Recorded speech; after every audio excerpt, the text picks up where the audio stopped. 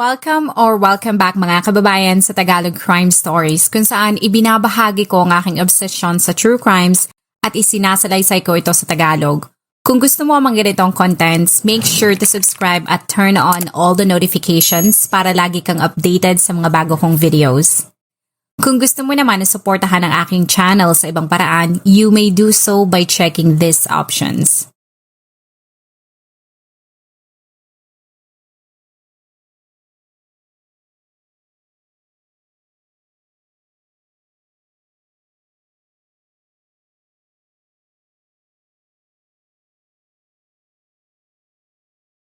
Ang kasong ito ay na-feature ko mahigit isang taon na ang nakakaraan at napanood ng halos 1,000,000 tao sa loob at labas ng Pilipinas.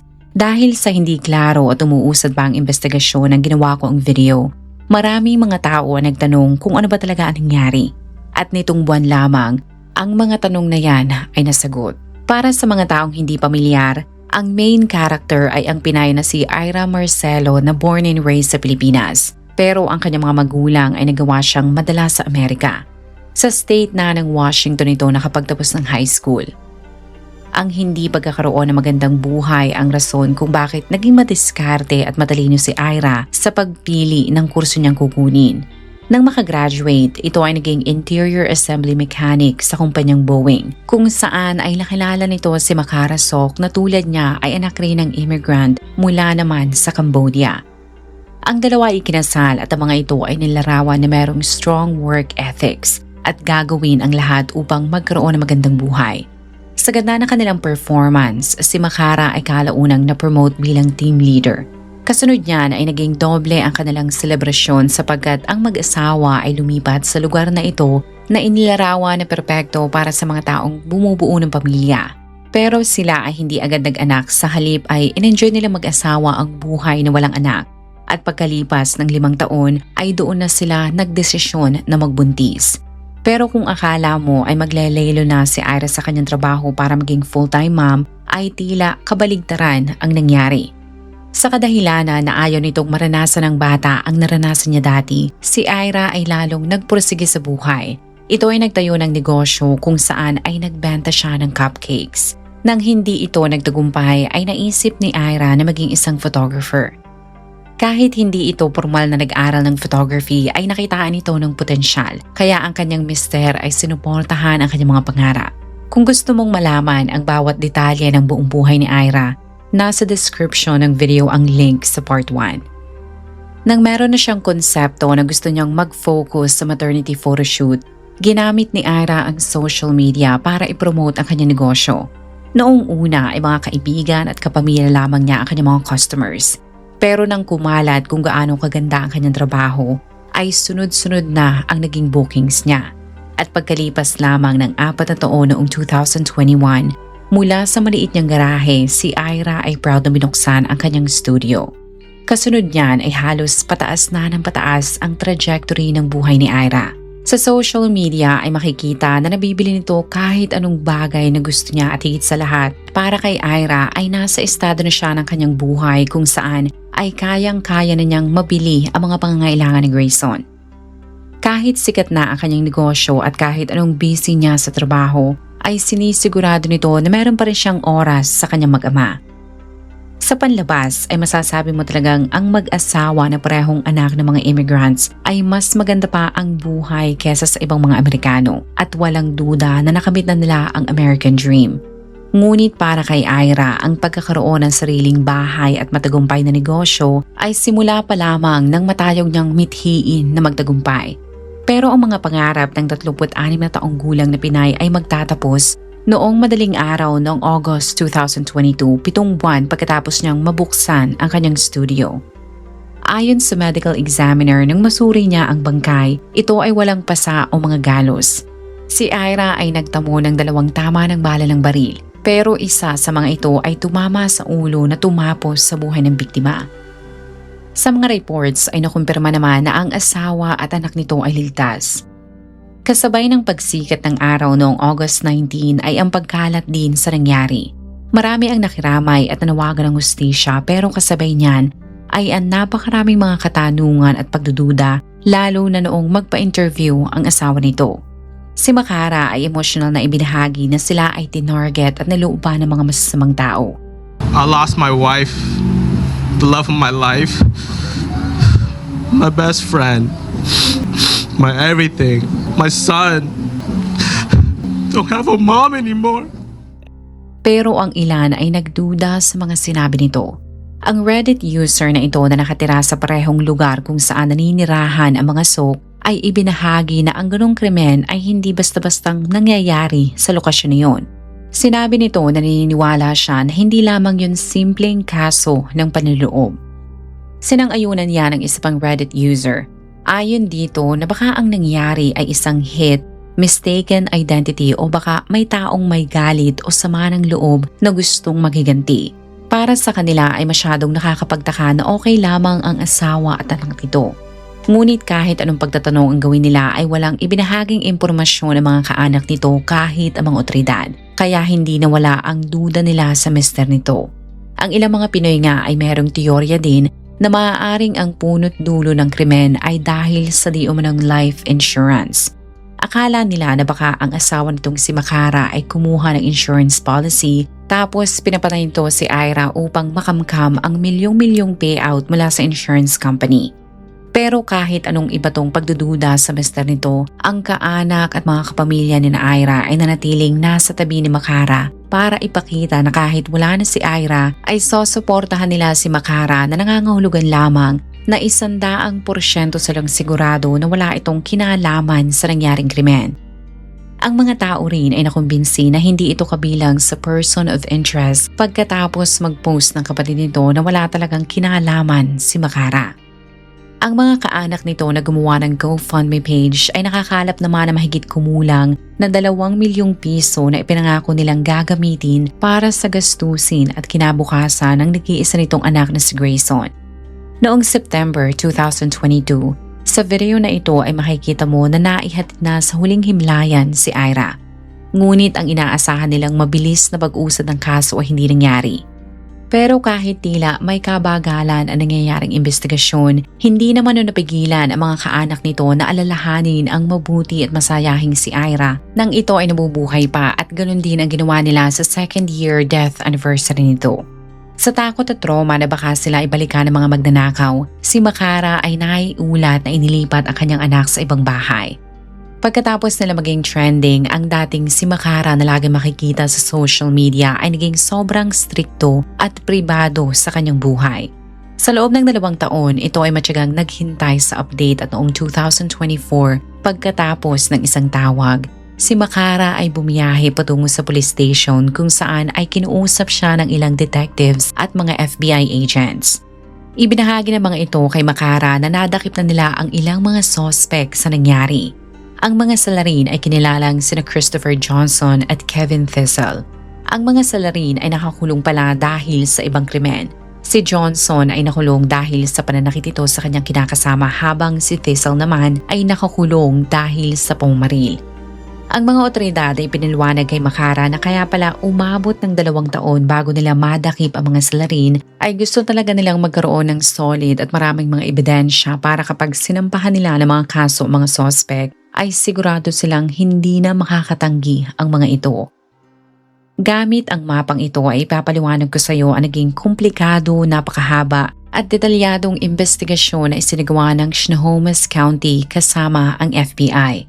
Sa satellite view na ito mula sa itaas ay makikita mo ang bahay at katabing lugar kung saan nakitira ang mga Sok. Sa kadahilanan ng mga salita at pahayag lamang ni Makara ang kanilang pinagbabasihan sa nangyari noong mabaril si Ira, ang mga investigador ay ibinaling ang kanilang atensyon sa witness na hindi kayang magsinungaling, ang CCTV. At upang mapadali ang kanilang trabaho, ang ilang mga kaanak ng biktima ay nanawagan sa publiko na kung may napansin silang kakaiba noong gabi ng August 18 at madaling araw ng August 19 ay dapat nilang kontakin ang mga otoridad. Habang naghihintay ng video mula sa mga residente, ang mga investigador ay nagsagawa ng sarili nilang investigasyon. Makikita mo na sa dami ng pwedeng daanan ng mga suspect ay nag-focus sila sa Burley Drive, sa 26th at 27th Avenue, sa daang ito sa Cadet Way, sa White Chalk Drive at El Capitan. Nang makuha nila ang bawat kopya ng security cameras mula sa private residence at mga establishmento sa mga nasabi kong lugar na yan, kahit tila nakakabagot ang umupo sa desk ng napakahabang oras, maraming mga otoridad ang hindi tumigil at matyagang nag-review sa mga footage. Gustong-gusto kong ipakita sa inyo ang mismong kopya ng CCTV katulad ng lagi kong ginagawa, pero sa kasamaang palad ay hindi pa rin ito isinasa publiko. Pero ayon sa court document, sa isang footage ay napansin ng mga otoridad ang isang sasakyan na dumadaan at umiikot sa lugar malapit sa bahay ni Ira sa pagitan ng 2:50 ng madaling araw, 25 minuto bago mangyari ang krimen. Nang tingnan nila ang plate number ay nakita nila ito sa record ng car rental company. Nang bisitahin nila ang establishmento ay nakita nila na ang ID ng taong nagrenta sa kotse ay peke pala. Pero kung akala ng mga salari na sila ay makakatakas at mauutakan ng mga otoridad, ang FBI ay humingi ng geofence warrant sa judge. Para sa hindi pamilyar, ang nasabing warrant na yan ay kilala din sa tawag na reversing the cell tower data.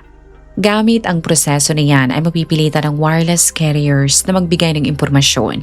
At para mas maintindihan mo, isipin mo na lamang ang Globe o Smart ay kailangang ibigay sa mga investigador ang mga cellphone numbers na kumonekta sa cell tower malapit sa lugar ng krimen sa pagitan ng 2:50 at 3:20 ng madaling araw. Nang makuha nila ang listahan ay nag-request muli sila ng isa pang warrant para naman makita ang impormasyon patungkol sa kung sino ang account holder. Dahil sa US, karamihan ng mga tao ay merong phone line o katumbas ng postpaid sa Pilipinas. Nang makuha nila ang International Mobile Equipment Identity o IMEI ng cellphone, kahit hindi ginagamit ng mga salarin ang kanilang device ng madaling araw noon, ang cell tower ay nire-record naman ang kanilang galaw gamit ang ping logs. Nang makumpirma ng FBI na ang parehong sasakyan at cellphone ay parehong gumagalaw sa parehong direksyon at patungo sa bahay ng biktima, doon na nila napatunayan na sina Johnson at Thistle nga ang mga salarin. Gamit ang mga ebidensyang yan, patong-patong ng mga kasong isinampas sa mga ito. Pero kung matatandaan mo, ang ending ng part 1 ay nag-plead ng not guilty ang dalawa. Pero nang malaman nila na gusto silang ipakulong ng prosecutor ng habang buhay, ay nag-iba ang isip ng isa sa kanila. Si Johnson na nooy 24 na taong gulang ay nag-plead ng guilty. Sa plea agreement ay nakasaad na kapalit ng pagbabahagi niya kung ano at paano nila isinagawa ang panloloob, ibababa ng prosecutor ang parusa sa 25 taon na lamang. Nang inirelease ko ang part 1, ang Snohomish Police ay sinabi na naniniwala sila na sina Johnson ay kabilang sa isang gang. Ngunit nang makuha ang confession at pag-amin ng suspect, ay inamin nito na sila ay isang sindikato. Nang mabasa ko kung papaano sila magplano at pumili ng bibiktimahin, ay napasabi na lamang ako na talagang metikuloso ang sindikato na ito. Ayon kay Johnson, ang mastermind at pinuno ng kanilang grupo ay si Thistle o mas kilala sa palayaw na Big Jeffe. Lahat ng kanyang kasama ay nagkasundo na kung gagawa sila ng krimen o manloloob ay gusto nilang makasigurado na matagumpay ang kanilang gagawin at ang kanilang napili ay targetin ang mga bahay ng Asian Americans. Ang kanilang rason ay dahil sa stereotype na ang mga Asians na negosyante o kahit private citizen ay merong itinatagong maraming pera, mga alahas at mamahaling mga gamit. Naniniwala rin ang mga ito na ang Asians ay mahihinang tao, madaling takutin at higit sa lahat, karaniwan sa mga ito ay hindi nagsusumbong o nagrereklamo kung makaranas ng diskriminasyon. At upang maisagawa ang kanilang plano, ang mastermind na si Thistle ang maghahanap ng mabibiktima. At hindi ito nahirapan dahil nandyan ang social media. Si Thistle ay pupunta sa iba't ibang platforms mula Facebook, TikTok hanggang Instagram. Maglalagay ito ng filter upang makita kung sino ang influencer o mga taong mahilig mag-post ng kanilang luxury items at mahal na mga gamit sa social media. Kung pupuntahan mo ang account ng biktima, mapapansin mo na mahilig itong mag-post ng hindi lamang mga bag pero mga luxury bags. Kung para sa iba ay pagyayabang yan, ayon sa mga kaanak nito, gusto ni Ira na ma-inspire ang mga tao lalo na yung mga kababaihan na sa kombinasyon ng determinasyon at diskarte ay kayang-kaya mong makamit ang iyong mga pangarap. Ngunit kahit maganda ang kanyang hangarin na ma-inspire ang iba, ang hindi niya alam ang kanyang flex, lalo na ang simple niyang paggamit ng hashtag tulad ng Chanel, Gucci at iba pang luxury brands ay magba-backfire. Sa investigasyon ay lumalabas, ang hashtag ang isa sa rason kung bakit madali siyang naging target. Lahat ng litrato ni Ira ay tiningnan ko pero ni isa sa mga larawan na ibinahagi niya sa social media ay wala namang address. Kahit ipinost niya kanilang mga sasakyan ay binlur naman niya ang plate numbers. Kahit ang litrato ng kanilang bahay ay hindi mo malalaman kung saan sila nakatira sapagkat hindi naman niya ito talagang ipinapakita. Pero ayon kay Johnson, kahit wala itong impormasyon na ibinabahagi bukod sa Everett na isang bayan sa state ng Washington, ay alam nila kung saan kukunin ang address nito. Sa investigasyon ay lumalabas na ilang buwan bago buksan ni Ira ang kanyang negosyo sa Mill Creek na 9 minuto lamang ang layo mula sa kanyang bahay, ay iniregister nito ang kanyang negosyo bilang sole proprietorship sa Washington State Department of Revenue na kailangan para makapag-operate ito ng maayos. Nang mabasa ko ang mga salitang yan ay nanlumo at nalungkot ako para kay Ira at kanyang mga kaanak. At upang mas maintindihan mo ang sinasabi ko, ay puntahan natin mismo ang website ng Washington State Department of Revenue. Ito ang unang hakbang na ginawa ni Ira para irehistro ang kanyang negosyo as sole proprietor. Lahat ng impormasyon na kanyang inilagay dyan ay naaayon sa gusto ng batas at lahat ng nakikita mo sa iyong screen ay public record. Ibig sabihin, lahat ng taong may access sa internet ay kayang-kayang makita ang lahat ng nandyan. Makikita mo dyan ang address ng studio ni Ira. Pero kung i-click mo ang bahaging ito ay mapapansin mo na ang pinili nitong mailing address o yung lokasyon para mapadalhan siya ng sulat ay ang mismong address ng kanilang bahay. Tulad ng nabanggit ko kanina, ang lahat ng impormasyon na nasa website na ito ay isang public record. Panigurado ako na noong makita ng mga suspect ang kanyang address ay maaaring napasabi ang mga ito ng salitang jackpot. Sa aking research ay nakita ko na pwedeng gumamit si Ira ng P.O. Box o commercial mailbox para hindi makita ng masasamang loob ang kanyang home address. Pero baka inisip ng Filipina na wala namang mangyayari sa kanya dahil kung matatandaan mo sa part 1, nabanggit ko na sinimula ni Ira ang kanyang photography business sa kanilang garahe. May ilan na nagsabi na maaaring nalaman ng mga suspect ang address nito dahil sa cupcake business nito dati ay minsan doon pinipick up ng mga customers ang kanilang order. Ngunit napatunayan na hindi yan ang rason kung bakit natuklasan ang kanyang address. Para sa magsasabi na dapat hindi naging lagay ang loob ng Pinay at hindi nito inilagay ang kanyang home address sa website na yon, ayon sa mga otoridad kahit wala ang nasabing impormasyon na yan, matatagalan lamang ang mga salari na matuntun ang kanyang bahay pero hindi nito mapipigilan ang krimen sapagkat determinado ang mga kriminal. Ibinahagi ni Johnson na 6 na buwan pala nilang pinlano ang lahat kaya kahit hindi nila nakita ang address ni Ira, gamit ang address ng mismong studio nito sa Mill Creek ay mamanmanan nila ang kanilang target hanggang ito ay makauwi. Kaya talagang tila walang lusot ang sino man na kanilang bibiktimahin. Kung alam na nila kung saan nakatira ang target ay hindi agad sila kikilos. Sa halip ay ilang daang oras ang kanilang gugugulin para alamin ang schedule ng target pati ng kanilang pamilya. Tapos pag nabilang na nila kung ilan ang nakatira sa bahay, ang mga suspect ay metikulosong aalamin kung meron bang CCTV at anong uri ng security system ang ginagamit ng biktima. Kung merong camera, ang sunod nilang gagawin ay alamin ang dead angles o blind spot. Ang huli ay aalamin din nila kung anong uri ng materyales gawa ang pintuan. Sinabi ng mga investigador na ang mga suspect ay masisipag.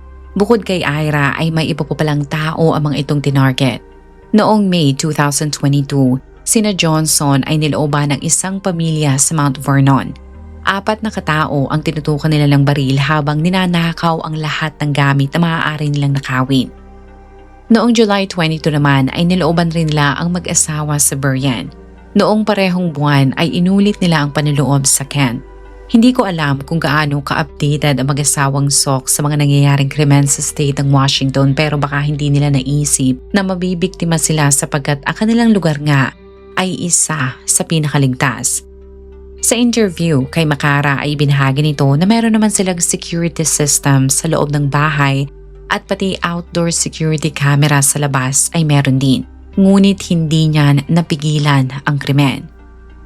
Ayon sa FBI noong August 19, 2022 bandang 3:00 ng madaling araw, habang natutulog ang mag-anak sa iisang kwarto, ang grupo naman ni Johnson ay abala sa labas ng kanilang bahay. Pinatay ng mga ito ang security system sa pamamagitan ng paggupit sa wires ng CCTV. Kahit ang kanilang pintuan ay hindi mabubuksan ng walang code, ay hindi yun umubra ng halinhinan itong sinipa ng mga sospek. Isinagaw ng mga ito ang mga salitang pulis at search warrant. Nang makapasok, ang mga sospek ay mabilis na siniyasat ang loob ng bahay hanggang makita na nasa second floor ang kwarto. Sa bilis ng pangyayari, ang natutulog na si Makara na hindi pa nga gaanong napoproseso ang nangyayari ay mabilis na tinilian. Sa mga naunang ulat ay nakalagay na nanlaban di umano si Ira kaya ito ay binaril. Pero ayon kay Johnson, binaril niya ito ng 2 beses habang natutulog. Ipinaliwanag niya na ginawa niya yun upang matakot ang mister ni Ira na kung manlaban ito ay hindi sila matatakot na pumatay. Kaya imagine mo na lamang, hindi pa nga siya gaanong nagigising ay tinalian si Makara gamit ang zip ties tapos sa harapan niya ay ang patay niyang misis at sa kama ay ang umiiyak niyang anak na natulala na lamang. Sa loob ng ilang minuto ay halos baligtarin na ni Johnson ang bahay ng mga sok para makuha ang bawat bagay na pwede nilang nakawin. Nang matapos ay mabilis na mga itong tumakas gamit ang kanilang getaway vehicle. Dahil sa disabled ang security system at hindi rin mamukhaan ni Makara ang mga suspect sapagkat may suot ang mga itong itim na maskara, ang mga otoridad ay desperadong humingi ng tulong sa kapitbahay ng mga ito para matuntun ang mga salarin. 24 oras pagkatapos ng krimen ay halos na ipagbenta na ng mga suspect ang lahat ng mga luxury items na kanilang ninakaw. Kaya ayon sa FBI ay imposible nang mabawi at maibalik pa ang mga nakuha ng mga salarin.